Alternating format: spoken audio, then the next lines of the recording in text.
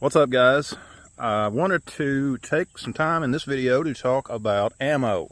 More specifically, I wanted to talk about exactly how much ammo you need. And before we get started, guys, I would appreciate it if you would go down and subscribe to my channel. Also, be sure to share the videos, ring the notification bell, and let's get started. That kind of stuff really does help the YouTube algorithm. So when we are talking about how much ammo we need, the question that we need to be asking ourselves is, how much ammo do we need for a particular situation? For example, if we are talking about concealed carry, I would strongly recommend carrying at least one spare magazine. There's a lot of folks out there that will carry more than that, but at least one extra magazine should be your minimum. For no other reason than the fact that, not necessarily that you would need that much ammo.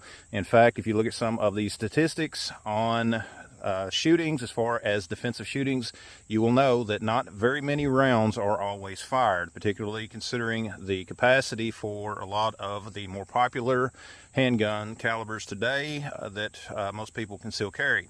So it is still important to have at least one magazine for the purpose of fixing the gun. Okay, things do happen. You have jams. There are other situations, and in a critical defense situation, the other guy is probably not simply going to stop attacking you just to give you the amount of time you need to fix your firearm. Okay, so at least one spare magazine. In fact, it would be recommended to have a couple. Okay, that's just plain and simple.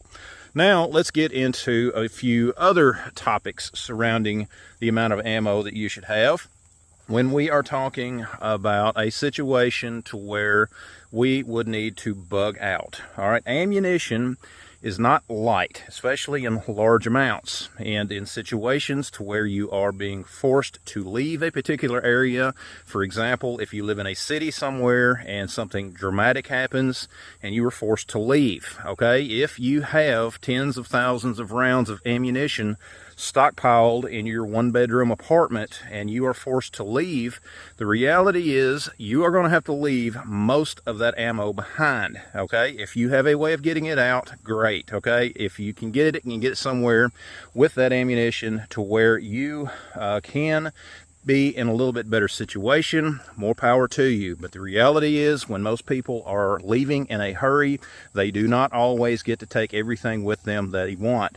So in a situation like that, you would then be basically giving a lot of ammunition to a lot of unfriendly folks. That's just the reality of it, okay? If you do live somewhere more remote where you can easily stockpile ammunition, things like that, you would be much better off storing that ammunition up and having basically as much as you wanted to store, okay? In the event of a long-term event, the more the better. In fact, if you want a good recent example of how that is playing out, look no further than the things that are happening over in Ukraine. Okay, the Ukrainian war is an example in how fast and how bad things can get for a civilian population.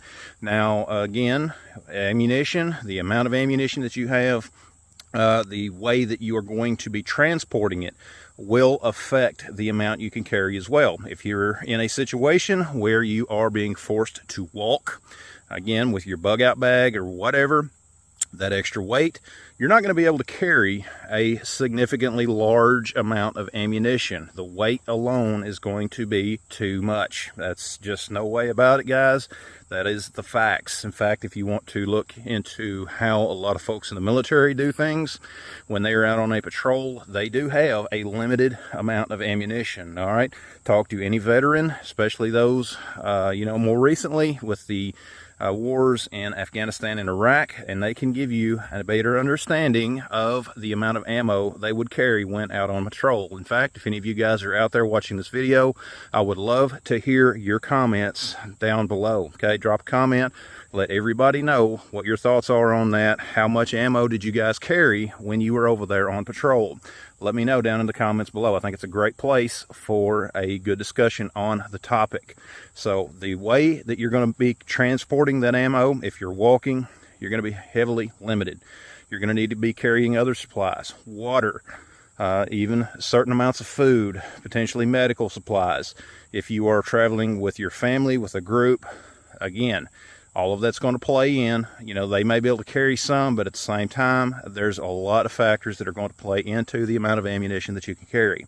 Okay, if you are traveling by vehicle, you do have a little bit more of an option, but at the same time, you are going to be limited. Okay, you're going to have other supplies in that vehicle and things like that. So it is not the best idea to go out if you are somewhere, if you live somewhere especially, where you know you're not going to be able to get all of that ammo out in the event of something happening. My recommendation, if you live in one of these areas, I would highly recommend that you look at some type of a backup location and shift some of your ammunition to those areas in the event that something were to happen. That way you would have access to them.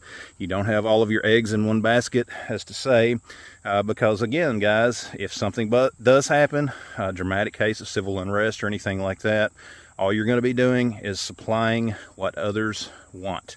Guys, just a quick video that I wanted to do. Let me know your thoughts down in the comments below. Be sure to check out the rest of the videos on my channel. Be sure to subscribe, share my videos, give me a like, leave me a comment. Visit my website at boomsticktactical.com, and we'll see you next time.